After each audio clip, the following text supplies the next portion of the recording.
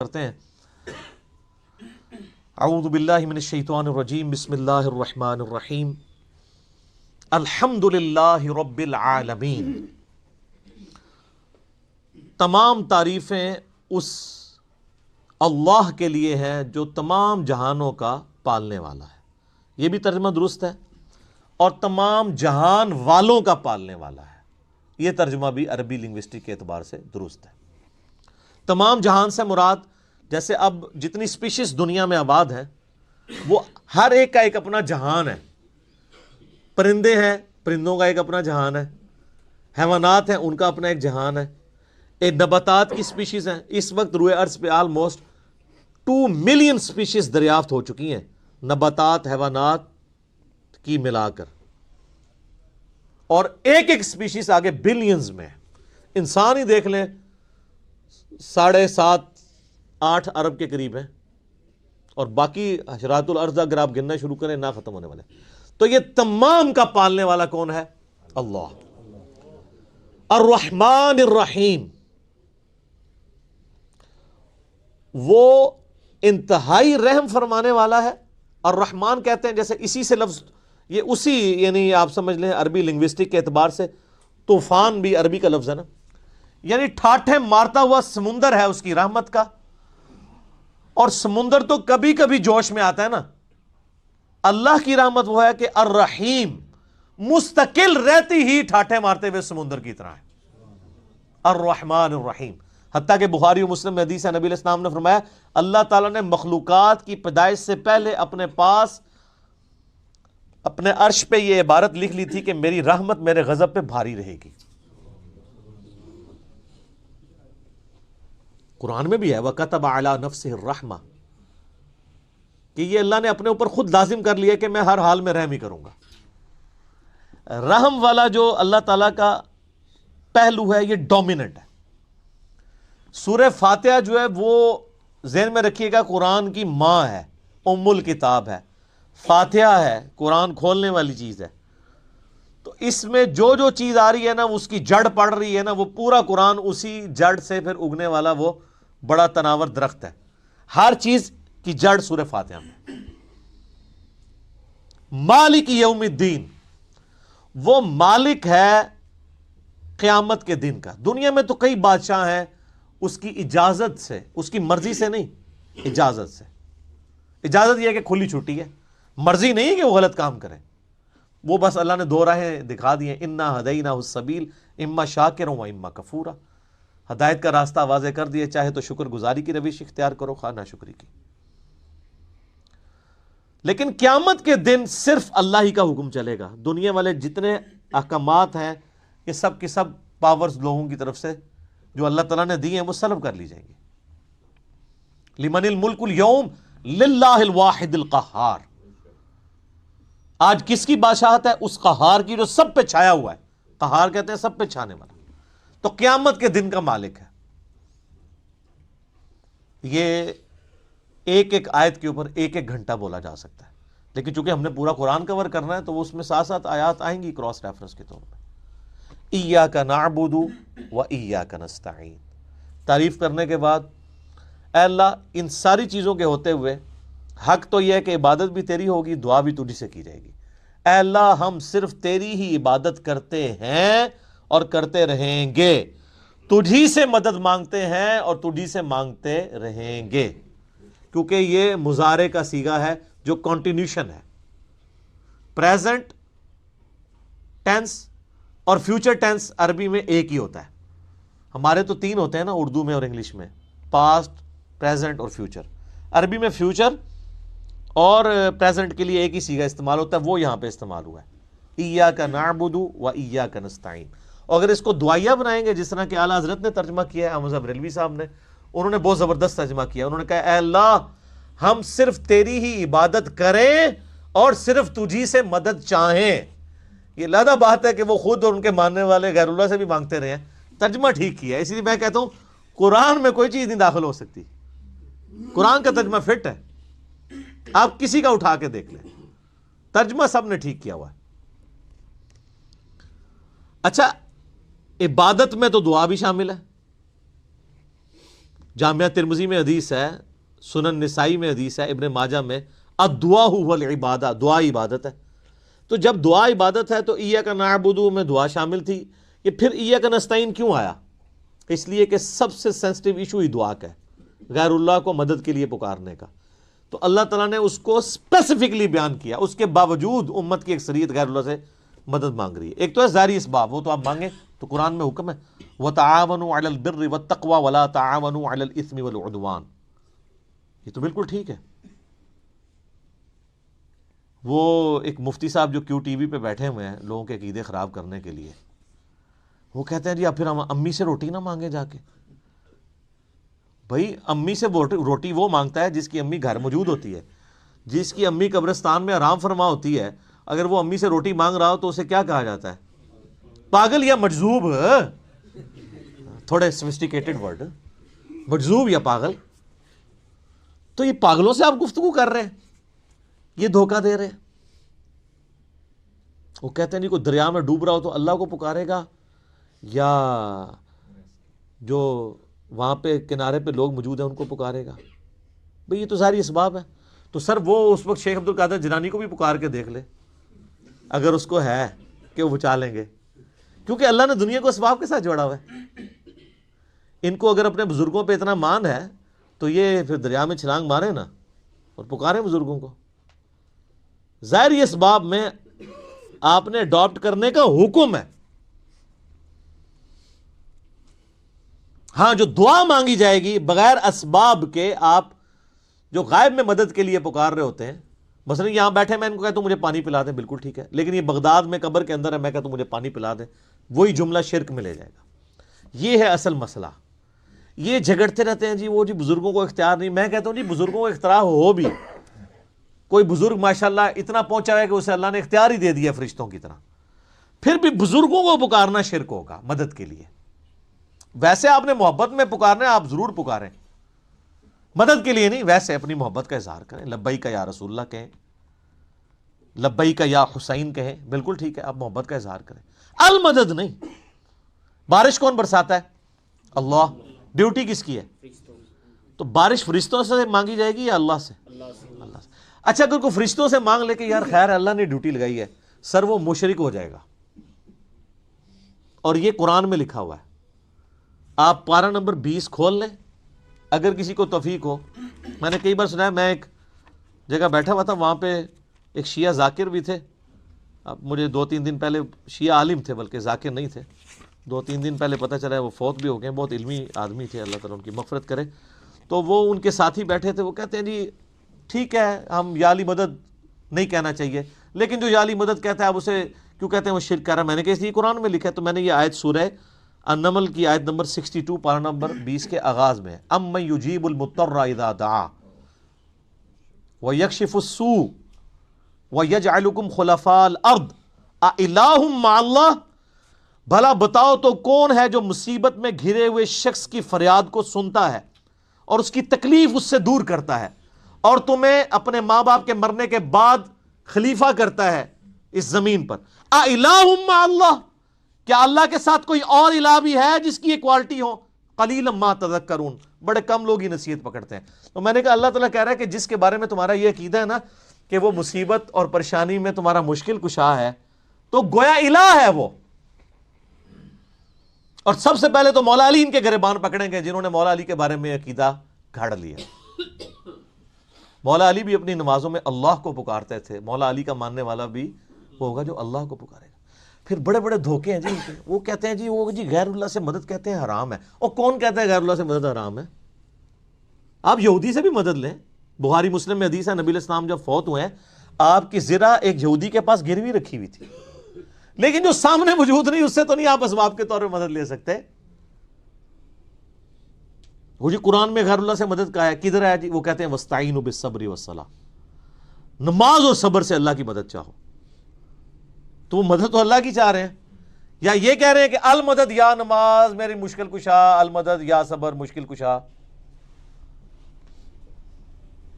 آگے نہیں پڑھتے ان اللہ مع الصابرین، صبر کرنے والوں کے ساتھ اللہ ہوگا۔ وہ کہتے ہیں حضرت عیسیٰ علیہ السلام نے کہا تھا من انصاری اللہ، کون ہے جو اللہ کے لیے میرا مشکل کشا بنے؟ وہ تو ظاہری اسباب میں. ہمارے نبی علیہ السلام کے بھی صحابہ آپ کے جو ساتھی تھے وہ آپ کے اسباب میں آپ کے مشکل کشا تھے, لیکن وہ والا مشکل کشا نہیں کہ جو آپ وہ سمجھ رہے ہیں. ورنہ اگر نبی کا مشکل کشا صحابہ اکرام تھے تو پھر تو ان کا مرتبہ اوپر ہو گیا. تو وہ صرف صحابہ مشکل کشا نہیں تھے, وہ یہودی جس نے نبی علیہ السلام کی زیرہ گروی رکھ کے آپ کو کچھ دیا تھا وہ بھی مشکل کشا ہے. اور سب سے بڑا مشکل کشا سورج ہے. سورج اگر ختم ہو جائے تو زمین پہ نہ نباتات اپنا اگ سکتی ہیں, نہ حیوانات ان نباتات کو کھائیں گے, سب کچھ ختم ہو جائے گا. دنیا میں ہواؤں کا چلنا, موسموں کا بدلنا, یہ سب کچھ سورج کی وجہ سے ہے. تو کوئی کہتا ہے المدد یا سورج, کسی کے ذہن میں یہ وہم بھی آتا ہے کہ سورج مشکل کشا ہے, حالانکہ آپ کے بزرگ تو کچھ بھی نہیں کر سکتے جو کچھ سورج کر رہا ہے, اور سورج کو موت بھی نہیں ہے, یہ آپ کے بابے مر چکے ہیں. تو کہیں نا المدد یا سورج, کہیں گے نہیں جی سورج کا کیا کمال ہے, وہ تو اللہ نے اس کی ڈیوٹی لگائی ہوئی ہے, تو ہم اس کو کیوں پکارے, ہم اللہ کو کیوں نہ پکارے. تو بابوں کی بھی اگر ڈیوٹی لگی ہوئی ہے تو بابوں کو نہ پکارو, ویسے ڈیوٹی کو نہیں لگی ہوئی. اگر لگی بھی ہو for the sake of argument, تمہاری جعلی جو دلائل ہیں اس پہ ایگری کرتے ہوئے, پھر بھی ان کو نہیں آپ پکارو گے, شرک ہو جائے گا اور ناقابل معافی جرم ہو جائے گا. یہ اتنے سارے انہوں نے دھوکے دیے ہوئے ہیں, اور زیادہ تر ظاہری اسباب کے ذریعے دے رہے ہوتے ہیں. وہ جی صحیح بخاری میں حدیث ہے, ایک صحابی کی پنڈلی ٹوٹ گئی, وہ حضور کے پاس حاضر ہوا, آپ علیہ السلام نے ہاتھ پھیرا. بالکل ٹھیک ہے, لیکن آج اگر کسی کی پنڈلی ٹوٹے گی تو نبی علیہ السلام تو دنیا میں موجود نہیں ہے. اور اگر آپ کو اتنا شوق ہے تو آپ اپنی پنڈلی توڑیں, آپ کو روزہ شریف پہ لے جاتے ہیں, پتہ چل جائے گا جڑتی ہے کہ نہیں. نبی علیہ السلام دنیا میں موجود ہوں, ہم دعا کروانے کے لیے اپنے مسائل ان کے سامنے لے کے جائیں گے. تو اس میں کافی سارے دھوکے ہیں. میں نے 1.25 گھنٹے کا لیکچر دیا ہے, دعا صرف اللہ ہی سے. مسئلہ نمبر 3 میرا ریسرچ پیپر نمبر 3 بھی ہے, دعا صرف اللہ ہی سے, جو ہزاروں لوگوں کے عقیدہ توحید کی اصلاح کا سبب بنا ہے. اسی کی ایکسٹینشن ہے مسئلہ نمبر 43, وسیلہ اور توسل کے صحیح احکام و مسائل. اس پہ گھنٹوں بولا جا سکتا ہے, جتنے انہوں نے لیم ایکسکیوزز ڈیوائز کیے ہوئے ہیں, جتنے دھوکے دیے ہوئے ہیں. اور پھر وہ کہتے ہیں دیکھیں جی وہ اگر وہ جو آپ پتہ ہے پچھلے کچھ کئی سال پہلے خانہ کعبہ شریف میں کرین گری, تو کہتے ہیں وہ بزرگوں کے ماننے والوں کو موقع مل گیا, ان کا یہ کہتے تھے خود کچھ حملے ہوتے ہیں مزاروں پہ نہیں روکتے, تو اللہ نے کون سی کرین روک لی. اور اللہ کا تو دعویٰ ہی کہیں نہیں ہے کہ میں روکوں گا. وہ ابرا کے لشکر کو ایک دفعہ ہی تباہ کیا ہے. یزید نے جب کعبے پہ چڑھائی کی ہے تو اللہ نے برباد نہیں کیا اس لشکر کو. دنیا بقدر ایفرٹ ہے. صحیح بخاری میں حدیث ہے, قرب قیامت میں ایک پتلی ٹانگوں والا حبشی کعبے کی اینٹ سے اینٹ بجا دے گا. اللہ نے حفاظت وہ ابراہیم علیہ السلام کے لیے ایک دفعہ ہی آگ ٹھنڈی ہوئی ہے. کئی صحابہ جو ہیں وہ آگ میں جلائے گئے ہیں, رومن امپائر کی جنگوں میں تیل کے کڑاؤں میں ان کو ڈالا گیا. لیکن آپ کا دعویٰ ہے کہ آپ کے بزرگ سب کچھ کر سکتے ہیں. ہم کہتے ہیں پاکستان کی بجلی پوری کر دیں. اچھا یہ بزرگ جب بیمار ہوتے ہیں, یہ تو آغا خان میں اور شفا انٹرنیشنل میں جاتے ہیں, آپ بیمار ہوتے ہیں آپ کو اٹھا کے مزار پہ لے جاتے ہیں. آمدہ کوئی بزرگ بیمار ہو چیخیں بھی مارتا رہے, اس کو کہ نہیں سر دسو جانا کیڑے مزار تے ہے, اسپتال نہیں تو کھڑنا. دنیا کے مہنگے ترین ہاسپٹلز میں یہ علاج کرواتے ہیں. آپ کو کہانیاں کرائیں گے کہ ہمارے پاس لے کے آؤ, ہم بائی پاس کریں گے. کوئی دنیا کا بزرگ جو ہے وہ مجھے ختنہ کر کے بتائے. بائی پاس تو بہت بڑی چیز ہے, بلیڈ مارے بغیر, کیونکہ بائی پاس تو بغیر بلیڈ کے کرتے ہیں نا. وہ سب جھوٹ فراڈ, اور صحیح ہو رہا ہے آپ کے ساتھ, کیونکہ آپ نے دین بین لوگوں کے حوالے کیا ہوا. تو دیکھیں پھر آپ کے ساتھ کیا کر رہے ہیں وہ. اہدنا الصراط المستقیم, اے اللہ ہمیں چلا سیدھے راستے پر. یہاں بھی دھوکے دیتے ہیں, اور یہ سارے ہی بزرگ ٹھیک ہیں, سارے ہی راستے ٹھیک ہیں. اور قرآن میں تو راستے آئے کہ ہی نہیں ہیں. قرآن میں گمراہی جمع کے سیغے سے آئی ہے, ہدایت ہمیشہ سنگولر کے سیغے سے. ظلمات آیا گمراہی کے لیے, نور آیا, انوار نہیں آیا. تو قرآن کا ترجمہ ہی غلط کر رہے ہو. اہدنا الصراط المستقیم, اے اللہ ہمیں چلا سیدھے راستے پر. صراط الذین انعمت علیہم, راستہ ان لوگوں کا, راستے نہیں. وہ کہتے ہیں چاروں ہی حق پہ ہیں, پانچوں ہی حق پہ ہیں, سارے ہی ٹھیک ہیں. راستہ ان لوگوں کا انعمت علیہم, جن پر تیرا انعام ہوا. اور یہ آیت پڑھ کے اپنے بابوں کے نام لینے شروع کر دیتے ہیں. یہ بابے تو جمے بھی نہیں سن اس ٹائم جدو آیت نازل ہوئی ہے. اور پھر یہ بابے بھی مختلف ہیں. بریلویوں کے انعمت علیہم جو ہیں وہ مغضوبی علیہم ہیں دیوبندیوں کے, اور دیوبندیوں کے انعمت علیہم جو ہیں بریلویوں کے مغضوبی علیہم ہیں, اور وہ ضالین بھی ہیں. تو بابوں کی کون سی آپ ہمیں ڈوز لگا رہے ہیں. کوئی باب کامن نہیں ہے. انعمت علیہم کون ہے؟ وہ سر سورہ النساء کی آیت نمبر 69 میں ہے، من النبیین والصدیقین والشہداء والصالحین. نبی ہیں، صدیقین ہیں، شہداء ہیں، صالحین ہیں. لیکن صالحین کون؟ ڈیفینیٹ تو صرف صحابہ اور اہل بیت ہے. اس کے بعد صرف ہماری اسیسمنٹس ہیں، اللہ کو پتا ہے، کیونکہ یہ وہی کا معاملہ ہے. تو راستہ، اور وہ راستہ کس کا ہے؟ اچھا راستہ اللہ کی طرف سے کسے عطا ہوتا ہے؟ بابے کو یا پیغمبر کو؟ اللہ کے کھاتے میں تو بابا کوئی ہوتا ہی نہیں ہے، پیغمبر ہی ہوتے ہیں، باقی سب فالوور ہوتے ہیں. لیڈر ایک، یہاں تو ان کو انہوں نے لیڈر بنا دیا ہوا نا، یہ فالوور تھے.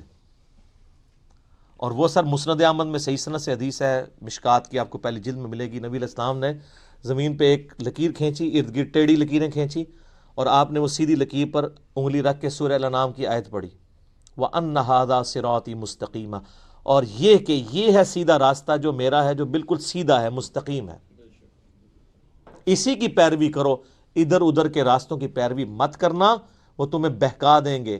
یہ ہے وہ چیز جس کی اللہ تمہیں وصیت کرتا ہے. یہ آیت آپ علیہ السلام نے پڑھی اور اپنے راستے کو کہا یہ سیدھا راستہ ہے.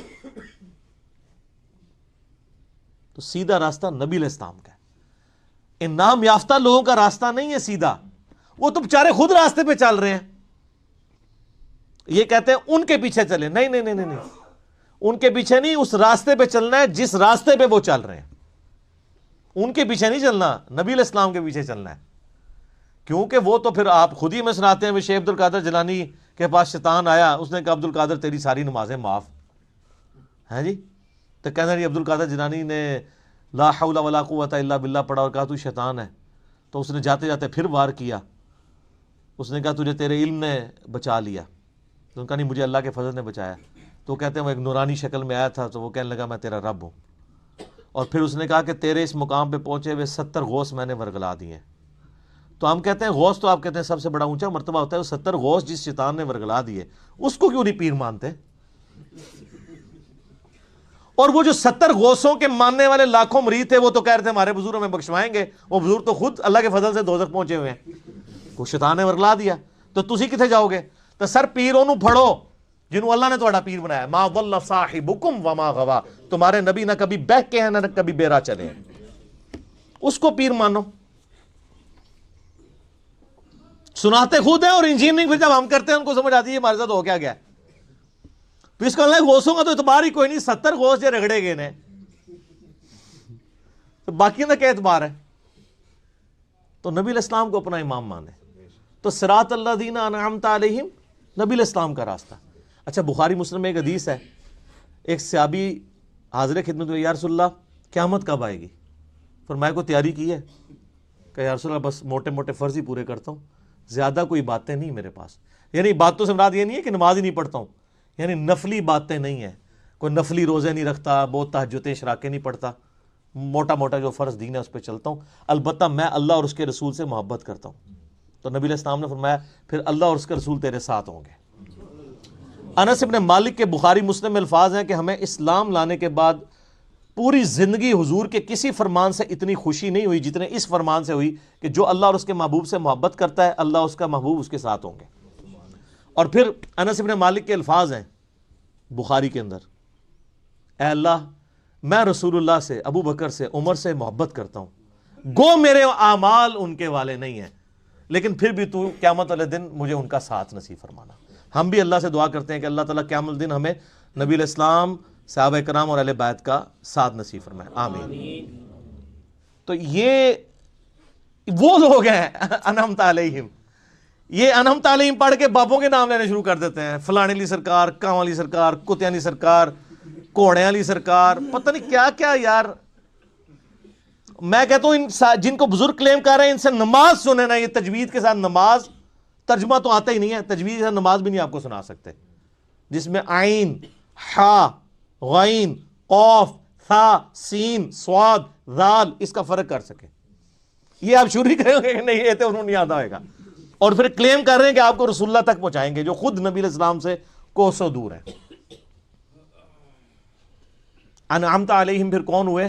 ڈیفینیٹلی انبیاء کرام، صحابہ کرام اور اہل بیت. بس بعد میں آپ کی اور میری منہ شگافیاں ہیں، آپ کسی کو رحمت اللہ علیہ کہہ دیں، دوسرے لعنت اللہ علیہ کہہ دیں گے، وہ اپنی اپنی مرضی ہے، اس کی کوئی گارنٹی نہیں ہے۔ صراط الذین انعمت علیہم غیر المغضوب علیہم ولا الضالین آمین۔ بچانا ان کے راستے سے کہ جن پر تیرا غضب ہوا اور جو گمراہ ہے۔ اور اس کے بعد بخاری مسلم میں الفاظ ہے کہ نبی علیہ السلام سورہ فاتحہ جب بھی پڑھتے تھے تو آمین کہتے تھے۔ آمین آہستہ آواز میں، اونچی آواز میں، یہ بھی اختلاف ہے۔ بہرحال امام ترمذی نے پوری بحث کی ہے جس میں انہوں نے یہی راجح قول اختیار کیا ہے کہ جو جہری نمازیں ہیں ان میں آمین اونچی کہی جائے گی، اور جو زور اثر کی نمازیں ہیں اس میں آمین آہستہ کہی جائے گی۔ بہرحال آمین کہنا سنت ہے۔ یہ آمین قرآن کا حصہ نہیں ہے، اسی لیے سورہ فاتحہ جب قرآن میں لکھی ہوتی ہے کبھی غور سے آپ نے دیکھا نہیں وہاں آمین نہیں لکھی ہوتی، کیونکہ وہ نماز نماز میں سنت ہے، قرآن کا حصہ نہیں ہے۔ اور بخاری مسلم کے الفاظ ہیں کہ اس وقت فرشتے بھی آمین کہتے ہیں، اور جب امام آمین کہتا ہے تو جس کی آمین فرشتوں کے ساتھ مل جائے اللہ تعالیٰ اس کی مغفرت فرما دیتا ہے۔ اسی لیے اس چیز کا اہتمام کیا جاتا ہے کہ آپ ولضالین سے پہلے شامل ہو جائیں۔ تو یہ غیر المغضوب علیہم ولضالین، اس میں طویل خاص کے اعتبار سے تو ظاہر ہے کہ جو نبی علیہ السلام کی امت سے پہلی امتیں جو گمراہ ہوئی ہیں، جن پر اللہ کا غضب ہوا، وہ تو قرآن پھر ہمیں بتاتا ہے ضربت علیہم الذلہ والمسکنہ، یہودیوں کے بارے میں کہ اللہ تعالیٰ نے ان کو بندر اور خنزیر بنا دیا، کونوا قردۃ خاسئین، ان پر ذلت اور رسوائی اور غریب الوطنی مسلط کر دی، وہ آج تک مسلط ہے۔ اور ضالین، گمراہ ہوئے لوگ، وہ نصارہ ہیں کہ جن کے پاس سب کچھ شغف تھا معاملات میں، لیکن غلو کیا دین کے معاملے میں، گمراہی کا راستہ اختیار کیا، باتیں بہت کی، حضرت عیسیٰ کو مانا لیکن ان کو ڈیوینٹی میں کلیم کر دیا۔ یہودیوں کا مسئلہ تھا، یہ اہل علم تھے، اس کے باوجود جان بوجھ کر انہوں نے گمراہی کا راستہ اختیار کیا۔ آپ کو پتہ کتنے ہیلے بہانے یہ کرتے تھے، اس لیے اللہ نے کہا یہ مغضوب علیہم ہے، ان پہ اللہ کا غضب ہوا ہے، لعنت ہوئی ہے۔ سورہ نساء میں آتا ہے نا کہ لعنتی ہیں یہ۔ عیسائیوں کو اللہ نے لعنتی نہیں کہا اس سختی کے ساتھ، کیونکہ ان میں اکثر لوگ سیدھے سادے تھے، گمراہ ہو گئے، لیکن ہے گمراہ ہے، یہ نہیں کہ ان کا سیدھا پن ان کو بچا لے گا، ایسا نہیں ہے۔ لیکن بڑا جرم ہے کہ جان بوجھ کے ایسا کرنا۔ تو غیر المغضوب علیہم، جن پر اللہ کا غضب ہوا، والضالین، اور جو گمراہ ہوئے۔ یہ آخری آیت ہے۔ اچھا، وہ بعض لوگ کہتے ہیں وہ جی ہر ایک کی جگہ آیت پڑھی ہوئی، یہاں آیت نہیں پڑھی۔ یہ آیات کے جو نشان بھی ہیں نا، یہ بھی مطلب کوئی آپ پرانے مصحف اٹھائیں گے نا، اگر کلمی ان میں نہیں تھے، یہ تو ڈویژن بعد کی ہے، اندازے تو موجود تھے، جو آگے ہم گول وہ استعمال کرتے ہیں۔ تو عموماً جو قرآن چھپتے ہیں نا، ان میں وہ والی غیر المغضوب علیہم والضالین سے پہلے جو ہم پڑھتے ہیں نا صراط الذین انعمت علیہم، اس کے اوپر نہیں ہوا ہوتا، وہ گول نشان نہیں ہوتا، تو اس سے لوگ سمجھتے ہیں کہ شاید یہ پوری ایک آیت ہے، تو پھر بسم اللہ کو شامل کریں گے تو 7 آیتیں پوری ہوں گی۔ نہیں، یہ 2 آیات ہیں، اور میں نے ٹیکنیکلی جو دلائل رکھے ہیں اس سے یہ چیز ثابت ہوتی ہے کہ سورہ فاتحہ کا حصہ بسم اللہ شریف نہیں ہے۔ اب یہ سورہ فاتحہ جو ہے، اگر آپ اس کو اوور ویو کریں نا، تو قرآن پاک میں جتنی بھی چیزیں بیان ہونی ہیں آئندہ آنے والے قرآن میں، سب کی جڑ اس کے اندر موجود ہے۔ اسلام کے بنیادی 3 عقائد کون سے ہیں؟ عقیدہ توحید، عقیدہ رسالت اور عقیدہ آخرت، یہی ہے نا؟ یہ 3 عقیدے سورہ فاتحہ میں موجود ہیں۔ عقیدہ توحید، الحمدللہ رب العالمین الرحمن الرحیم مالک یوم الدین ایاک نعبد و ایاک نستعین۔ عقیدہ آخرت، مالک یوم الدین، بدلے کے دن کا مالک۔ اور اہدنا الصراط المستقیم صراط الذین انعمت علیہم، عقیدہ رسالت، کیونکہ رسولوں کو اللہ تعالیٰ راستہ اختیار کرتا ہے نا، وہی دیتا ہے نا آگے، امتوں کو رسولوں کے ذریعے دیا جاتا ہے۔ تو پورے قرآن کا جو آپ سمجھیں عقائد کی بنیاد اس صورت میں ہے کہ تمہیں مرنے کے بعد اپنے رب کے حضور پیش ہونا ہے، وہ قیامت کے دن کا مالک ہے۔ قیامت میں اللہ کے پاس پہنچنے سے پہلے رسولوں کا راستہ اختیار کر لو، توحید کا راستہ اختیار کر لو، اور اللہ سے یہ بھی دعا بھی مانگتے رہو کہ اللہ تعالیٰ گمراہی کے راستے سے اور جو لوگ جن پہ اللہ کا غضب ہوا ان لوگوں کے راستے سے بچاتا رہے۔ یہ سارا کچھ اگر آپ جمع کریں تو قرآن پاک میں کوئی ایک ٹاپک بھی ایسا نہیں ہوگا۔ جب رسولوں کا راستہ آ گیا تو رسولوں کی ساری شریعت سمجھ لیں، اس کی جڑ اس میں پڑ گئی۔ نکاح طلاق کے مسائل بھی اس میں کور، حج کا طریقہ بھی کور، کیونکہ صراط الذین انعمت علیہم ہے اور اہدنا الصراط المستقیم ہے۔ تو اس لیے اسے ام الکتاب، الفاتحہ، قرآن کھولنے والی، قرآن کی ماں کہا جاتا ہے، کہ سارے عقائد و نظریات کی جڑ اس سورت کے اندر موجود ہے۔ انشاءاللہ تعالیٰ اگلی دفعہ ہم سورۃ البقرہ کا آغاز کریں گے۔ صلو علی الحبیب، صلاۃ ور محمد وآل محمد، اللہم صلی علی محمد وعلی آل محمد کما صلیت علی ابراہیم وعلی آل ابراہیم انک حمید مجید، اللہم بارک علی محمد وعلی آل محمد کما بارکت علی ابراہیم وعلی آل ابراہیم انک حمید مجید۔ اللہ تعالیٰ سے دعا ہے جو حق بات میں نے کہی اللہ تعالیٰ ہمارے دلوں میں راسخ فرمائے، اگر جذبات میں میرے منہ سے کوئی غلط بات نکل گئی اللہ تعالیٰ ہمارے دلوں سے ہی معاف کر دے، ہمیں معاف بھی کر دے، ہمیں کتاب و سنت کی تعلیمات پر عمل کر کے دوسرے بھائیوں تک پہنچانے کی توفیق عطا فرمائے۔ سبحانک اللہم و بحمدک، اشہد ان لا الہ الا انت، استغفرک و اتوب الیک، وما علینا الا البلاغ المبین۔ جزاکم اللہ خیرا۔